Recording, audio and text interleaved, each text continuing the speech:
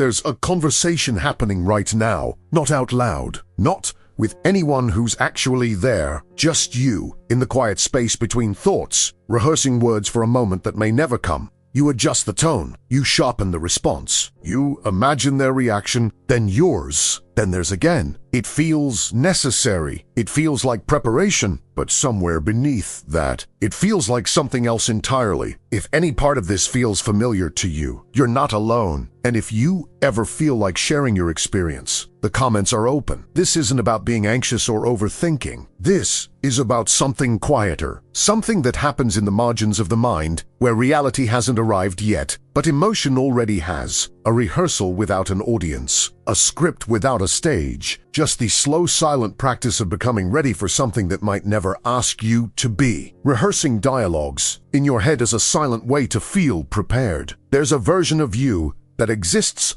only in rehearsal. It knows exactly what to say. It doesn't stumble, doesn't hesitate, doesn't feel the weight of silence pressing in from the edges. This version speaks clearly, calmly, with the kind of precision that only comes when no one else is listening. And you return to it again and again, not because you're planning something, but because preparation feels like protection. The conversation hasn't happened yet. Maybe it never will. But in your mind, it unfolds perfectly, each line delivered with quiet certainty, each pause calculated, each response anticipated before it arrives. You're not rehearsing for performance, you're rehearsing for survival, for the moment when reality might demand something from you, and you'll need to be ready without thinking, without faltering, without revealing how much this matters. But preparation is never just about readiness. It's about control, about holding the future in your hands before it arrives, shaping it into something manageable, something that won't catch you off guard. The rehearsal becomes a ritual, a way of organizing what hasn't been said, what might never be said, into something that feels less dangerous, less unknown. And in that quiet practice, there's a strange comfort. Not in the words themselves, but in the act of preparing them, in knowing that if the moment comes, you won't be empty-handed. You'll have something ready, even if it's just the memory of a conversation that only you ever heard. Repeating the same imaginary conversation, seeking control over the unpredictable. The conversation loops, not because you forgot it, but because it didn't end the way you needed it to, so you run it again. Different was of the Tonya sharper. You shift the variables, adjust the delivery, search for the version that feels right, not perfect, just right, just enough to make the uncertainty stop pressing against your chest. Each replay is a negotiation with the future, a way of testing outcomes before they can test you. You imagine their response, then yours, then the silence that might follow. You map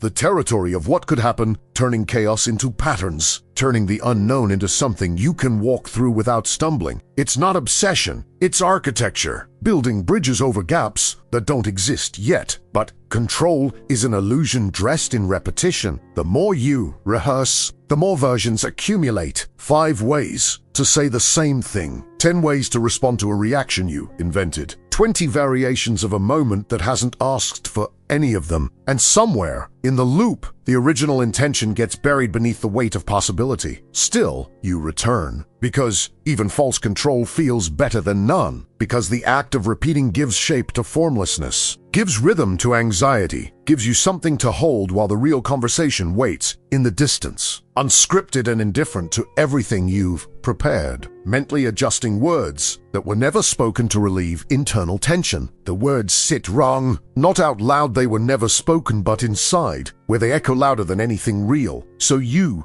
adjust them, soften the edges, shift the emphasis, rearrange the syntax until the sentence carries less weight, until it feels like something you could actually say without your voice, betraying the tension beneath it. The adjustment isn't about accuracy, it's about relief. There's a pressure that builds when thoughts stay unspoken, a kind of internal friction, where what you mean and what you might say scrape against each other, creating heat, creating discomfort. So you edit. You refine. You turn the sharp into the smooth, the loud into the measured, the desperate into the calm. Not for anyone else, for you, to make the silence more bearable. But the tension doesn't disappear, it transforms. Each adjustment creates a new version, a new distance between what you feel and what you've decided is safe to express. the gap widens. The original thought becomes harder to recognize, buried beneath layers of revision, beneath the careful craft of making emotion palatable. And still, the words remain unsaid. Yet the act itself, the slow, private work of shaping language that no one will hear, brings a strange kind of order, a way of processing without revealing, of holding the weight without letting it spill. The tension softens, not because the words are better, but because you've touched them, shaped them, made them yours, even if they never leave your mind, creating alternate versions of yourself in conversations that never happened. There's a you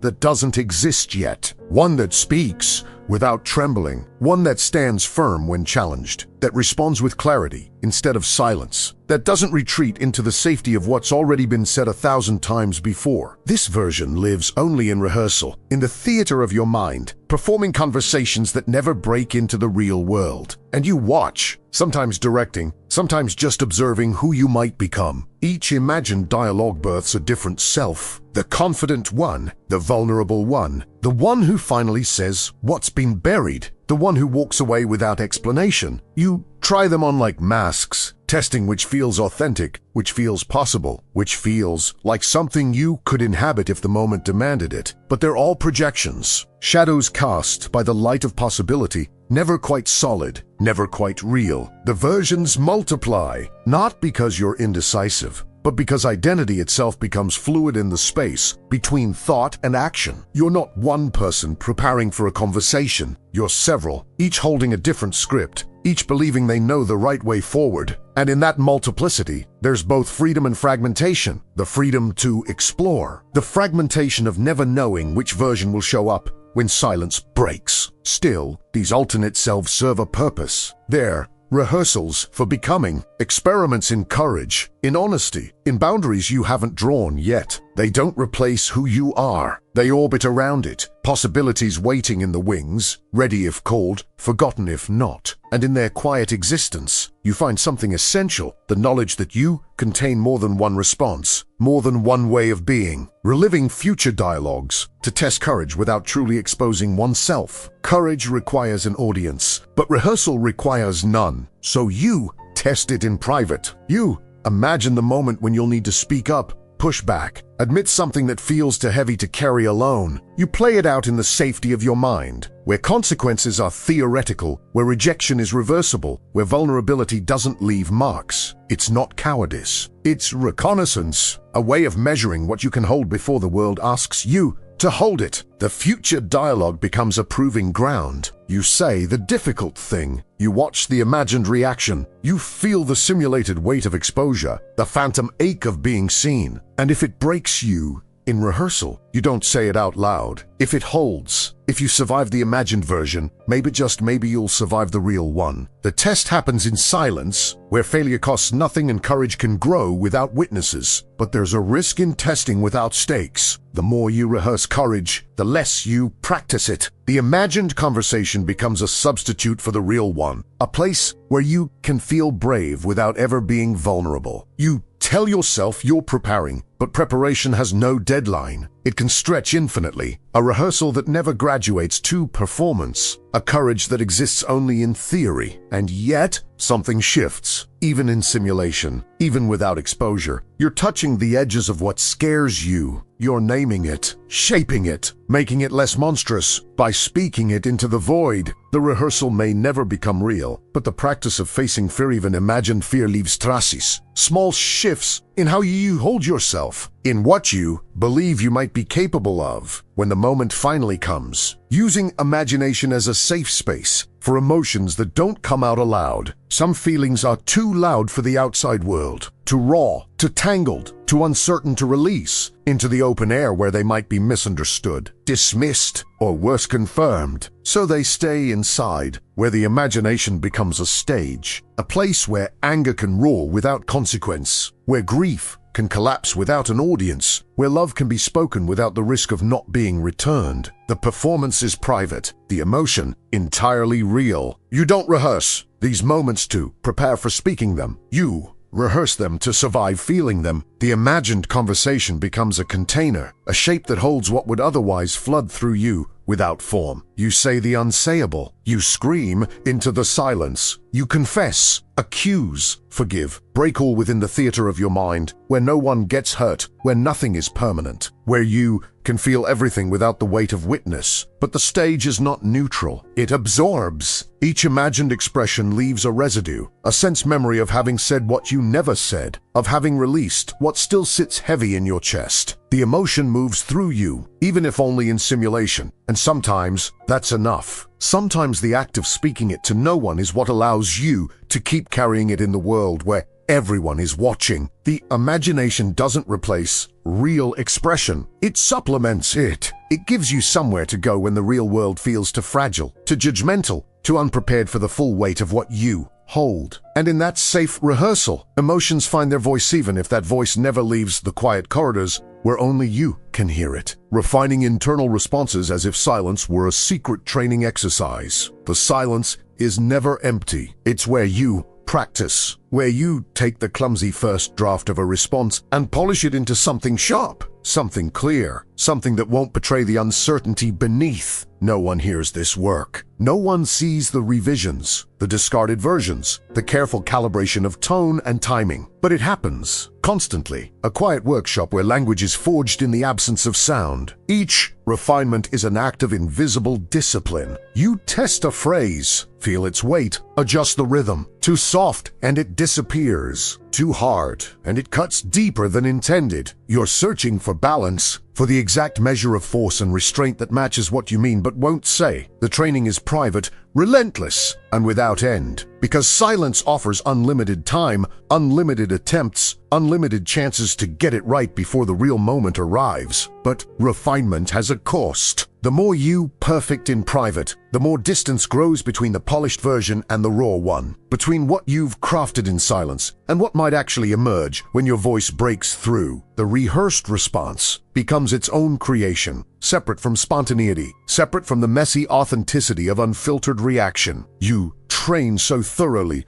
that the training itself becomes the barrier. Still, the practice continues because there's comfort in preparation, even silent preparation, in knowing that somewhere inside you, there's a version that's ready, refined, rehearsed, a response waiting in the wings, even if it never takes the stage. The silence becomes both training ground and archive, a place where every possible thing you might say exists in careful formation, organized and ready, even as the world outside continues without hearing a single word. Talking to absent people to organize thoughts that can't find an outlet. They're not there, but you speak to them anyway. Not out loud, not in any way that reaches across distance or time, but in the private space where thoughts accumulate without order. Their presence or the idea of it becomes an anchor. You address them, explain to them, argue with them, confess things that have no other destination. The sense does enables it because they can't interrupt, can't misunderstand, can't respond in ways that derail what you're trying to untangle. The absent listener is perfect, patient, unchanging. They hold the shape you need them to hold, the receptiveness you need to keep speaking. You're not trying to reach them. You're using their imagined attention to give structure to what feels formless inside you. The thoughts that circle endlessly find direction when aimed at someone, even someone who isn't listening, even someone who may never know they were part of this silent dialogue. But there's a loneliness in speaking to shadows. Each conversation with the absent reinforces their absence. You organize your thoughts. Yes. You clarify what you mean. Yes. But the clarity arrives in a vacuum, witnessed by no one, received by nothing but the echo of your own mind. The conversation is functional, useful even, but it can't replace the one you're avoiding, the one with the person who's actually there, the one that would require risk. And yet, the practice holds value. Speaking to the absent teaches you what you think, what you feel, what you need to say when the words finally find a real recipient. It's rehearsal disguised as resolution, a way of preparing in the dark for a moment that might arrive in the light. Until then, they remain these phantom conversations, these silent explanations to people who exist only as idea, as memory, as the safest possible audience for thoughts too fragile to speak aloud. Anticipating imaginary conflicts, to avoid surprises in the real world. The conflict hasn't happened yet, but you've already fought it. In your mind, you've seen every angle, every possible escalation, every way it could turn against you. You map the terrain of disagreement before stepping onto it, rehearsing defenses for attacks that haven't been launched, preparing responses to accusations that haven't been made. It's not paranoia. It's strategy, a way of armoring yourself against the shock of the unexpected, the sting of being caught unprepared. You imagine their tone, their words, the specific ways they might challenge you, diminish you, corner you into silence. And for each imagined strike, you build a counter, not aggressive, just ready, just enough to hold your ground without collapsing under pressure. The anticipation becomes a kind of shield, a buffer between you and the raw edge of confrontation. If you've already survived it in rehearsal, maybe the real version will hurt less, but anticipation feeds on itself. One imagined conflict births another. You prepare for scenarios that grow increasingly elaborate, increasingly unlikely, increasingly distant from what might actually occur. The mental preparation becomes exhausting, a constant state of readiness for battles that never materialize. You're so busy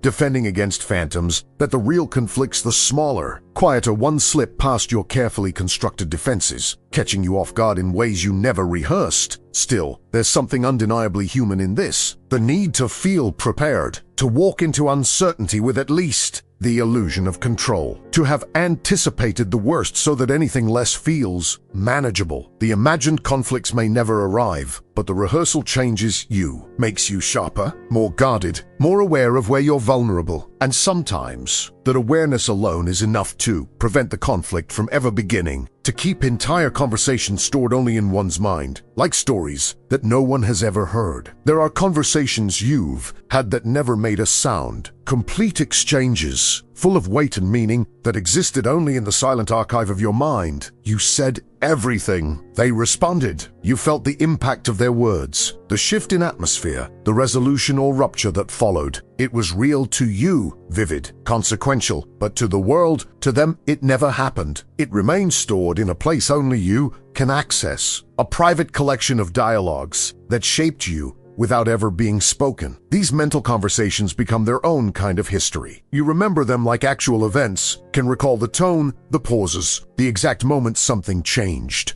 They inform how you see people, how you navigate relationships, how you hold grudges or extend forgiveness. But they're fiction, elaborate simulations built from fragments of reality and fear and hope. Stories you told yourself about what might happen, what should happen, what you wish had happened. And yet, they live in you with the permanence of memory. The danger is subtle. When imagined conversations feel as real as spoken ones, the line blurs. You start responding to things people never said, holding them accountable for reactions they never had, building resentments or expectations based entirely on scripts you wrote alone. The mental archive grows so detailed, so convincing that it begins to compete with reality, sometimes overshadowing it entirely. You forget what was said and what was only imagined in the careful rehearsal of your thoughts. But perhaps that's the nature of being human. We carry more conversations inside than we ever speak aloud. We live in layers: what happened, what almost happened, what we prepared for but never used. These silent dialogues aren't madness. They're processing. They're how we make sense of complexity, how we prepare for connection, how we survive the gap between what we feel and what we're able to say. And in the end, maybe the unspoken conversations matter just as much as the ones that break into sound. They're part of your story too, even if no one else will ever hear them. The conversations you rehearse, the ones you refine in silence, the dialogues with people who aren't there, they're not signs of something broken. They're evidence of something deeply human, the need to prepare, to process, to hold complexity in a space where it can't hurt you or anyone else. Your mind is not a stage for performance. It's a workshop for understanding, and everything that happens there, even what never becomes sound, is part of how you navigate a world that demands more clarity than anyone can consistently offer. These silent rehearsals don't make you strange. They make you aware, conscious of the weight words carry, of the risk in vulnerability, of the distance between what you feel and what you can safely express. You're not overthinking, you're thinking carefully. And in a world that often rewards speed over depth,